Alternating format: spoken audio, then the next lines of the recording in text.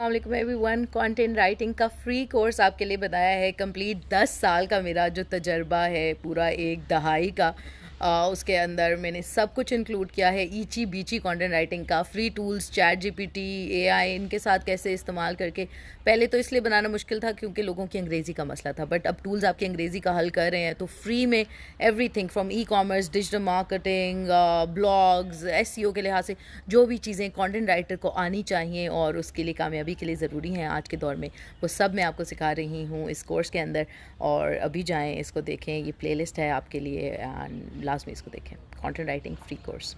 तो किस किस को ये कोर्स चाहिए? जिसको ये कोर्स चाहिए फ्री कोर्स और जो इसके लिए इंटरेस्टेड है वो कमेंट्स में लिखे येस।